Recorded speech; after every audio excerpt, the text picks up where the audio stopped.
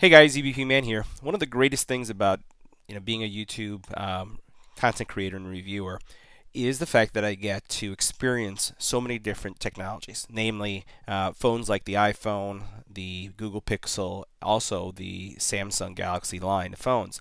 And the questions that I get from my friends and family, and even online, is which one provides the best experience? So in this video, I just wanted to share with you how does the iPhone navigation experience compared to a pure Google experience compared to a Samsung experience. Let's go ahead and check that out.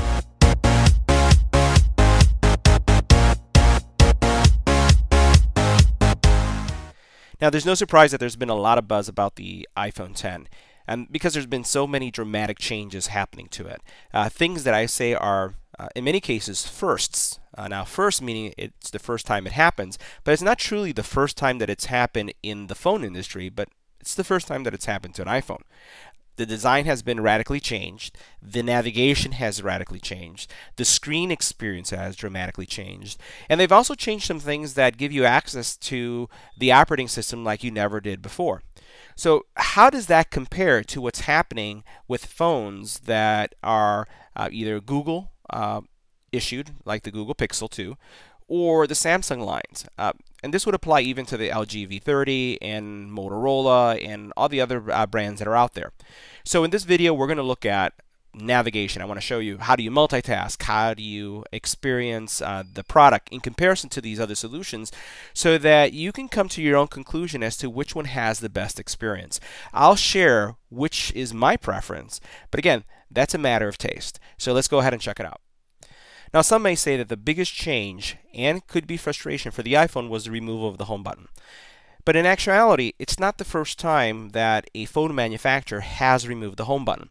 As you can see here, the Google Pixel doesn't have a home button, and nor does the Samsung Galaxy Note 8.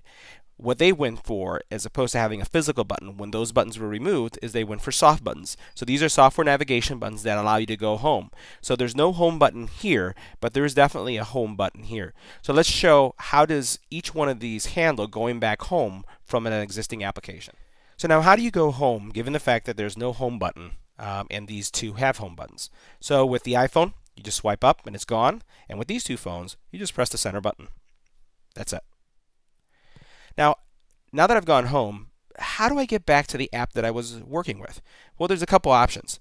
You could tap this and open it up again, and I can do that with each one of these applications depending on where I have my app, and it's going to take me back, right? But let me show you how Android phones do it versus how the iPhone does it.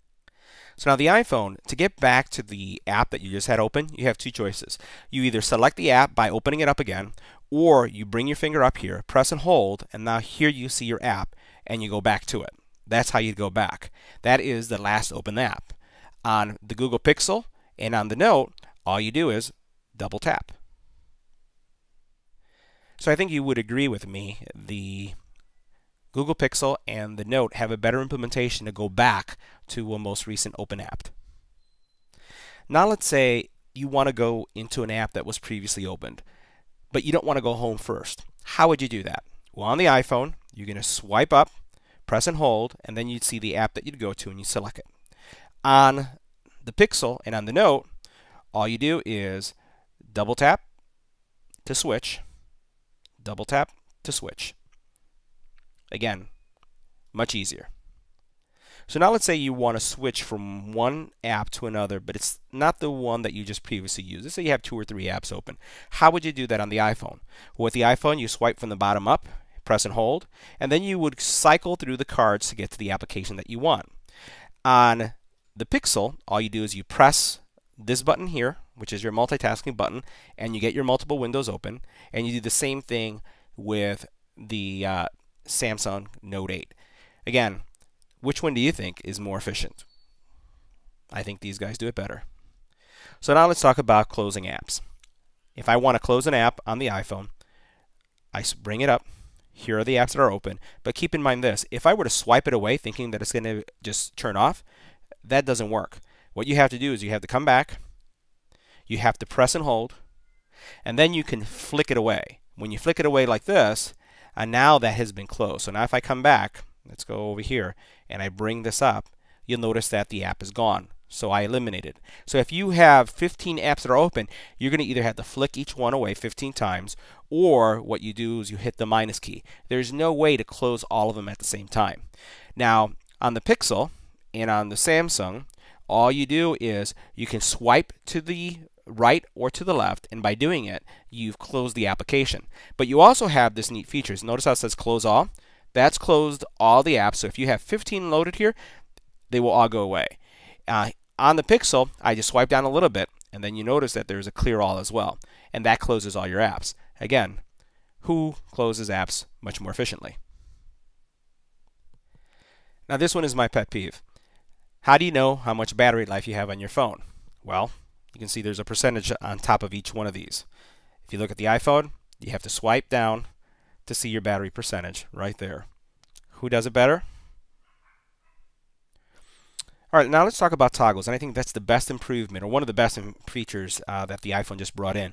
So now with this new operating system that's available to all of the iPhones, you have this toggle area. You no longer have to go into settings to be able to look at this. Google does the same thing, so there are your toggles. Samsung does the same thing, and there are your toggles. So you have a shortcut to toggles, or if you do a double finger swipe, you get a longer list of toggles. Just like the iPhone, you do have the ability to press and hold and then have a deeper view into your toggles. The same thing would happen with each one of these. If I press and hold my Wi-Fi, what will happen is it will take me to this deeper selection of Wi-Fi settings, and the same thing is going to happen here with the Samsung phone. So great implementation in toggles. I would say that my preference, I kind of like the look of this. I like the chunky toggles. So I kind of like this implementation. These are functional and they work, but I like how much beefier they are and easier to read on the iPhone. Now when it comes to toggles, one of the things that frustrates me about the toggles on the iPhone is that if you want to modify this, you actually have to come out, you have to go into settings, and then you have to modify your toggles. With these two guys, all you do is bring this down, and you have the ability to modify the toggles from the screen simply by tapping here, and you choose button order, and now here are all the toggles that are available for you to manipulate. And if I do the same thing here, you'll notice that I also have the ability to modify any of the toggles. And by the way, I have multiple panes as well. And it's easy to do too. So all you do is you hit this little pencil that's right here, and then you can modify which toggles show and which ones don't. There's no need to go into the settings area to do this. Now another area that kind of drives me a little crazy with the iPhone is how it handles the notification window. We're talking tons of notifications, and it can get notification crazy. And I'd like to be able to wipe out all my notifications from the very top, and it just doesn't give me the ability to do that. I can do that with groups, I can do that with individuals, right? But I want to be able to just hit click, and they're all gone. Nothing allows me to do this, and if you know how to do this, let me know. With both the Pixel, I have no notifications, but it has a clear all, and with Samsung, it has a clear all. Also, I find, and let me know if you experience this as well, I find that the notifications in Apple are more, I don't want to call them verbose, but they're just a lot more of them, more than there needs to be. And I find that Google does a better job of just keeping them concise and probably more under control. So now let's talk about file management. Major improvements and big strides for Apple, because Apple never allowed you to have a file manager. What that meant is that if you have, let's use an example of a PDF, and you were opening up the PDF in one program, let's say it was in the iBooks program, a copy of the PDF would be in iBooks. If you then went into iAnnotator and you opened up the PDF, you would have a copy of that PDF in iAnnotator. Now you have two versions of the PDF. And you cannot share one document and make modifications to that document across all your apps. You have to have a version of that document in every single application, which is a horrible way to do file management. And if I were to open this up, they haven't, while they've made some improvements, it's still just not there yet. Very simple, very rudimentary. You'll notice here, there's no photos here. I don't see photos, I don't see videos. It's just keynote numbers and pages and documents. Why don't I have access to my videos from here? Maybe someone who's watching can let me know. On the Android side, Google has something that's called Files, and in Samsung they have My Files. Notice the difference in the experience here. You have large file information. It's going to tell you, your capacity, just like you have over here. Over here, it's giving you a breakdown of recent files, as well as, internal storage versus SD storage. Also, cloud access, which I can access from right here. I can't access the cloud easily by just tapping something here. So here I have access to my cloud. I have access to my Google Drive just by tapping it. Real nice file manager.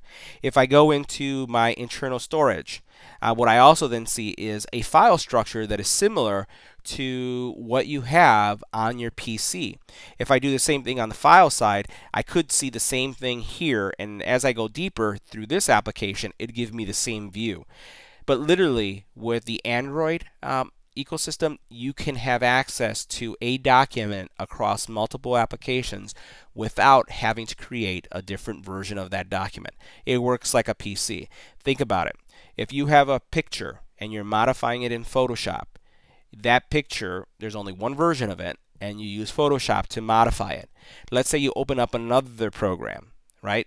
And you want to make some modifications because you have a specialty program that you want to work with. You open up the same file, same picture, and make the modification. Only one source of truth. That's the case with Android. Now, the last comparison is all about the home page and how you can make the phone look different. I have two phones that are running Android. Mind you that there are different versions of Android and different providers. But my experience, even if it was the same phone, is unique. The iPhone is consistently the same regardless of the phone that you look at. And there's some pros to that, right? It's easy to do the upgrades. Everybody gets on the same version. And I think that there is definitely some strengths there. But I don't have the level of personalization that I have here. One example of personalization is if I press and hold here, the Apple ecosystem doesn't support widgets. So I can have a calendar widget, I can have a contact widget, I can have a Gmail widget. These are all widgets or shortcuts. You'll notice here that I have my Wi-Fi. That's a widget. You notice right here how I have my music player. That's a widget. So all these things are shortcuts, and I can easily, I even have a widget that is a shortcut for clearing programs. Just by simply tapping this button on Samsung, it's going through, and this widget is cutting down any applications that are running and clearing the memory. As opposed to having to go in and do the single swipe that we talked about earlier, you just push that button, that's it. And there's other widgets too. So there is a complete library of widgets, which are like little mini windows into the applications that you have on your phone. And this screen changes, or more widgets get added based on the application that you create. So enormous functionality when it comes to widgets, something that I wish Apple would adopt.